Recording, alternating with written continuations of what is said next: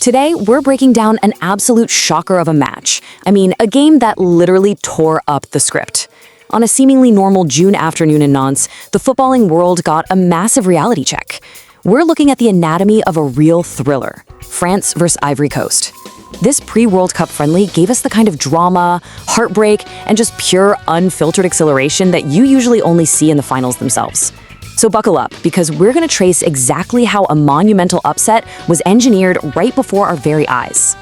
I want you to really think about this for a second. What happens when an unstoppable World Cup favorite collides with an absolutely unbreakable defense? The air leading up to this game was just incredibly heavy with this exact tension. You've got France, an absolute juggernaut playing on home soil, and they're expected to just completely roll over their opponents to prep for the global stage. And then you have Ivory Coast, a true David to the French Goliath, bringing a defensive record so intimidating it genuinely changes how you look at an underdog. All right, let's dive right into this. 10. Just let that sit with you for a second. 10 consecutive World Cup qualifiers and 0 goals conceded. It is an absolutely flawless streak. We are talking about 10 straight matches where the Ivory Coast defensive wall simply refused to crack. They walked into the Stade de la Beaujoire with a backline that hadn't just been good, it had been statistically perfect on their entire road to the tournament. So obviously there was this massive gap in expectations here. On one side, you have France. We're talking star-studded giants, right? They're using this match to just fine-tune their weapons before opening their World Cup campaign against Senegal in New Jersey on June 16th. And on the flip side, you have Ivory Coast. Sure, they're the underdogs, but they are incredibly proud ones. They are making a monumental return to the World Cup finals for the first time since 2014, and they're staring down a pretty daunting Group E that actually includes Germany. France wanted a nice, comfortable tune-up, but Ivory Coast, they wanted to prove they belong at the big table. Okay, so the whistle blows and France immediately starts turning the screws. They make a brilliantly positive start. Mikel Elise finds some space. He spots Kylian Mbappe lurking right there on the left side of the penalty area, and Mbappe fires off a low, venomous shot. But wow, Ivory Coast's goalkeeper, Yaya Fofana, is right there with a crucial diving parry. You could literally feel the stadium shaking as France presses the attack, trying their absolute hardest to shatter that perfect defensive record right from minute 1. Oh, but wait, just when you think France is going to completely suffocate them, Les Elephants suddenly roar to life. I mean, completely out of nowhere, Sunderland forward Simon Adingra, who by the way had an absolutely brilliant loan spell at Monaco, he catches Aurélien Tchouameni completely off guard.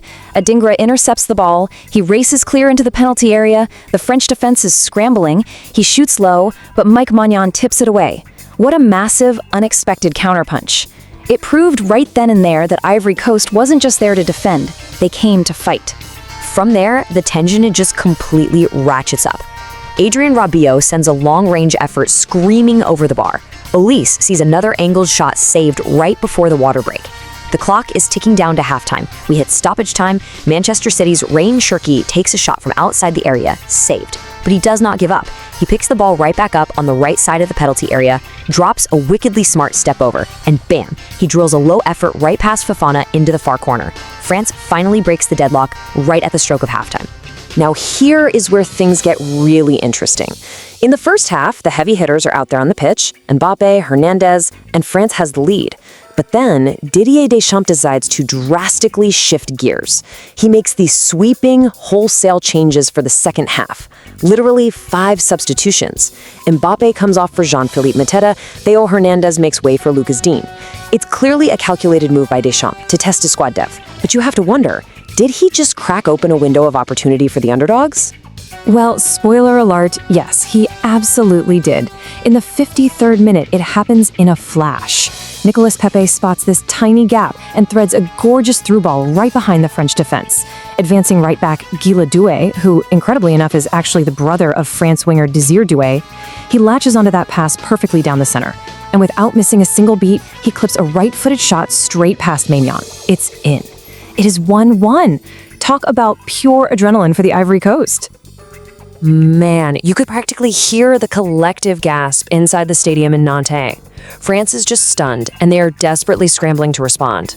Substitute Mateta finds Marcus Thuram out on the left. Thuram cuts inside beautifully, he's got the angle, he fires, and it goes agonizingly, and I mean agonizingly, just wide of the far post. Just a breath away from France retaking the lead. It really just goes to show how incredibly thin the margins are in international football. So now we are really down to the wire. Just 6 minutes remained on the clock. The game is tied. The French crowd is unbelievably tense. Deschamps has made even more changes. And at this point, you can just tell. The Ivory Coast is smelling blood in the water. And then the absolute unthinkable happens. Guela Doué floats this brilliant cross in from the right wing, and Manchester United's Ahmad meets it first time, sweeping the ball straight into the far corner. It is a late winner. Ivory Coast completely stuns France in their own backyard.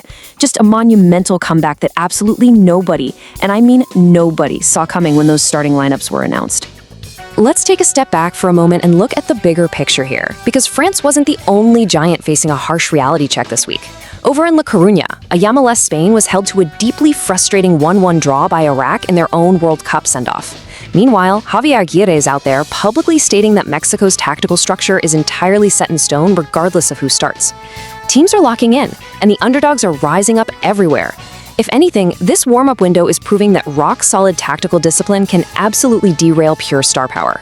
Which brings us to this final thought. With undisputed giants like France and Spain stumbling against these fiercely disciplined underdogs in their final warm-up matches, who is truly safe in the 2026 World Cup? Are we about to witness a tournament defined by massive upsets, where defensive perfection completely dismantles attacking royalty? Keep that question in the back of your mind as the tournament kicks off. Thanks for joining me for this explainer, and I'll catch you next time as we continue to break down the beautiful game.